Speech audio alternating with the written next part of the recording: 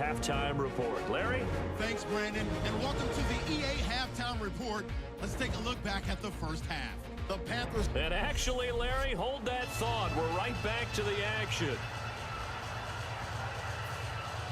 Both teams appear ready for the fight ahead, and we resume action here in quarter number 3. This one taken from the 7.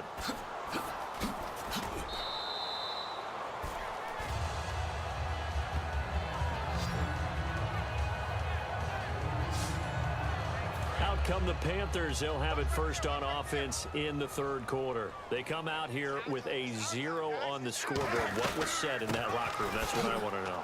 I would love to have been in there because we often have the feeling that there's a lot of shouting, screaming, people upset.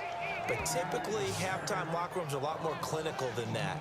And in this case, are they upset that the plays weren't working because of execution, or did they think they were just bad plays to call? Yeah. We'll find out pretty quickly here if they felt they had something going, but they just need to do it a little bit better or not. We'll find out.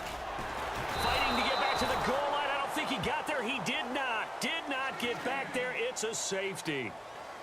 And the safety there, another mistake, and these mistakes just keep piling up. How many more can they make? They put themselves in such a massive hole now. Going to be difficult to dig out from under. Yeah, for sure they can't afford anymore at this point. So a free kick situation forthcoming from the 20 as they'll punt this one away. And it's fielded at the 34. Now that's the kind of return you're looking for. To get to that spot on the field, that allows you to do a lot of things on offense. Now this Broncos offensive unit ready to head back out onto the field. They have the lead here. We talk a lot about pregame speeches. What are halftime speeches like? For the most part, not nearly as emotional.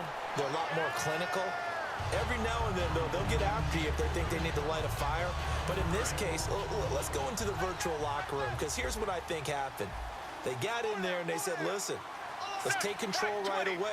Defense, we got the lead. Defense, don't give up any points. Turn the ball back over to the offense and let them go down and score and give us more of a cushion in the game.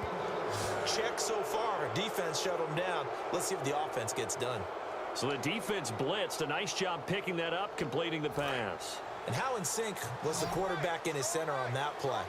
They saw the blitz, made the appropriate calls, got the line engaged, because now they know there are going to be extra guys coming at the quarterback, so they got their assignments down pat and kept them away from him, and he's able to step up in the pocket and fire one now for a really good strike. So the incomplete pass brings up second down.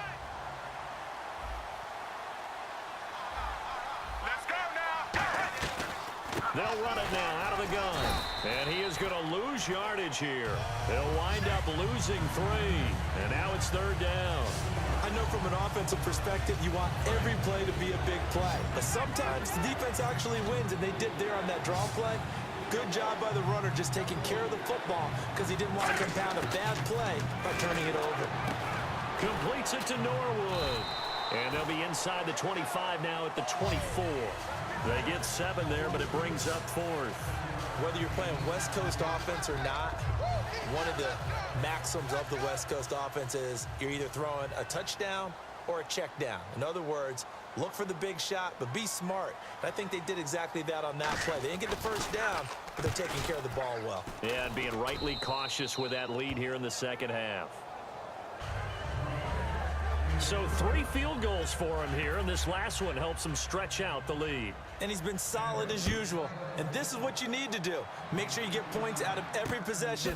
And so far, they've done a nice job of that.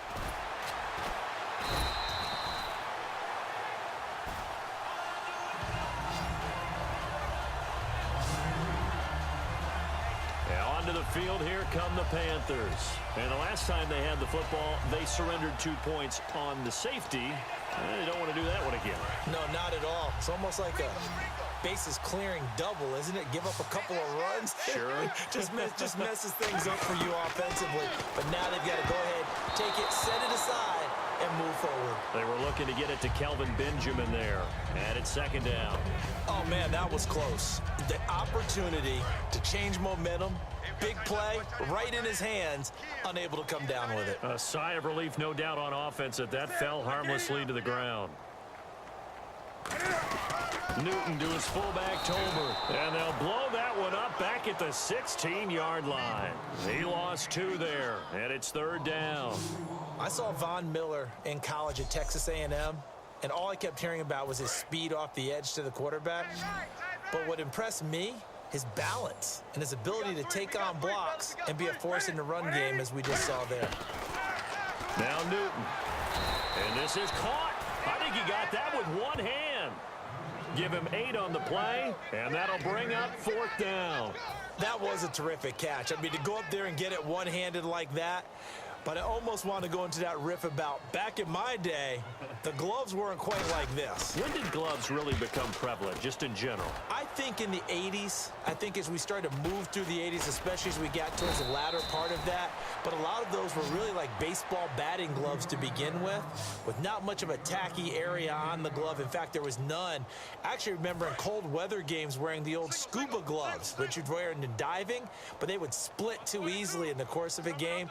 Then the glove manufacturers got smart and started adding to it, and here we are today. Finding time. Still back there. Under pressure, and down goes Sanchez. K1 short. Getting in there from his defensive tackle spot to snow him under for a loss of 4. And this will probably be the last play of the quarter. 3 quarters have come and gone. We'll return with more after this break. You're watching the NFL on EA Sports. And we're back now in Charlotte. A lot of folks starting to make their way to the parking lot. Their guys trail big here to begin quarter number 4. Everyone's got 4 down. Here we go. On 2nd down, Anderson. And he'll lose yardage here. Back at the 41. Call that a loss of 5 yards on the play. And they're going to face an uphill battle here on 3rd and long.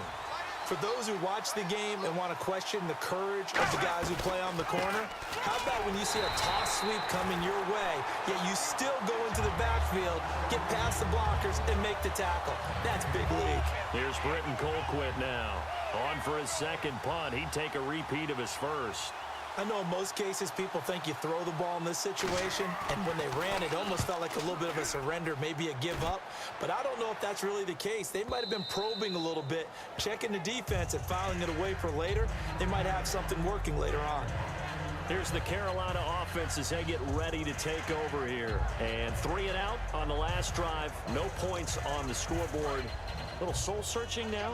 I would say so, and they need to help out their defense a little bit. They've had to be on the field a lot more than normal, put them in some tough spots. But it's the old adage, when you get another chance, it gives you a better chance to do it right. Looking middle, and it's incomplete.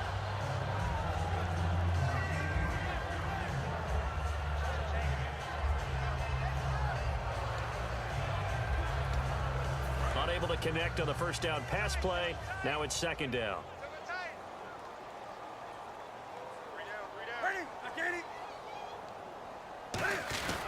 Newton gives off to Stewart.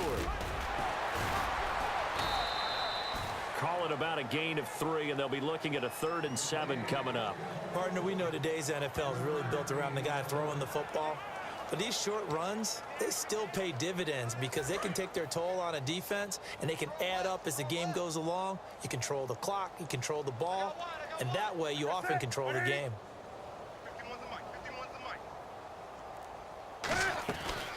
They'll run it now out of the gun. He had a quick little spin move, but the door shut fast as he's dropped. Call it a gain of 4, and it'll bring up 4th down. We always like to talk about defense in terms of levels. 1st level defensive line, 2nd level linebackers, 3rd level defensive backs. On that run, that was what we call a 1st level run, and it was stopped by a 2nd level player. Here's Mike Cyphers now as he's on for the 5th time here today.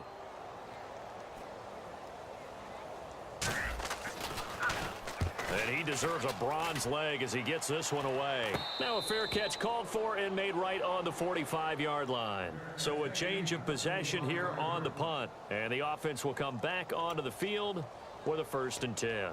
Here's the Denver offense now as they get set to take over here. They've got the lead. Last time had to punt it, though. What's the key to this drive? I think it's leverage. The big guys up front. You know the motivational speech on the sideline is, guys, give us an opportunity. Protect the passer, create space for our runners, and let's go ahead and give these guys. Low man wins. Let's go do it on this drive. We'll watch that leverage on this drive. Time for a break. Back to finish it off on EA Sports after this.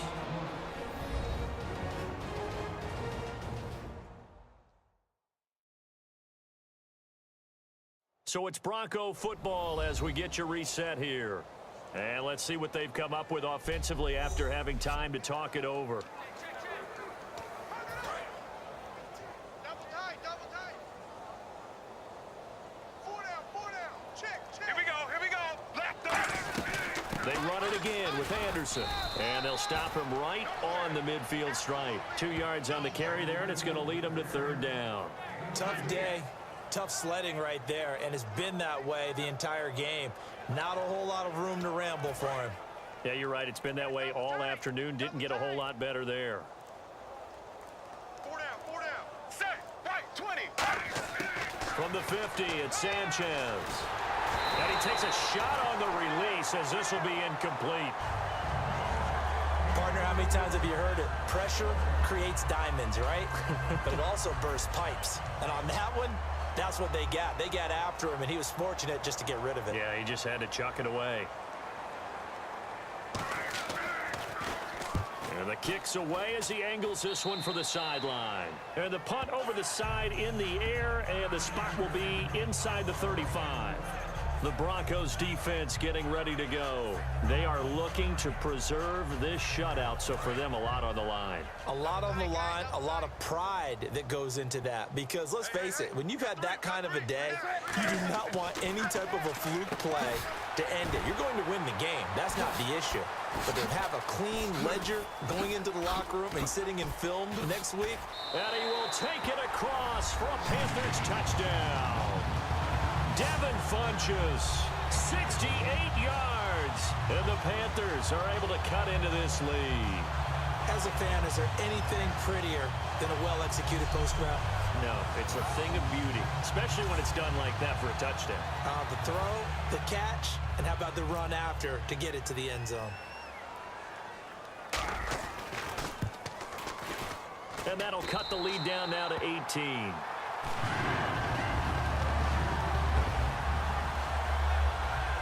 Well, the offense wasn't out there for a long time, but they were out there for a good time. One play, and they're able to hit pay dirt.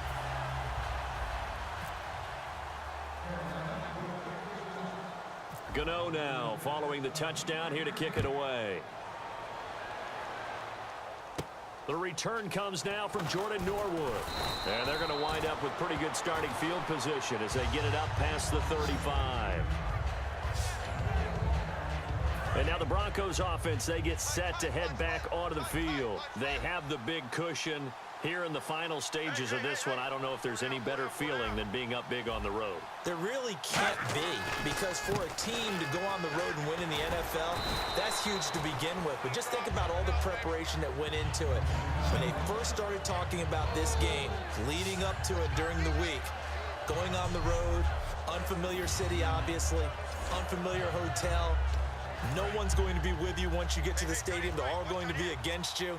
You name it, all those things they had to deal with, they were able to conquer them and do it convincingly. Yeah, they did it very convincingly, and now the final moments of this one. Just a gain of a yard there, and now it'll be 3rd down. Well, I think we know by now that every run is not going to be broken and get all the way to the end zone. But these short ones still have their value. You can still set up your play action and throw the football. You control the clock because you have the ball and they don't. And often the physicality sets the tempo for the game. A road win in the National Football League. Charles, you never take that for granted, no matter who you're playing, no matter where you're playing. You take it and you run with it. And you know you primed the pump all week in your own home facility. No one thinks we can do this. Only people who believe are right here in this room. And then you go on the road, band together, and get it done.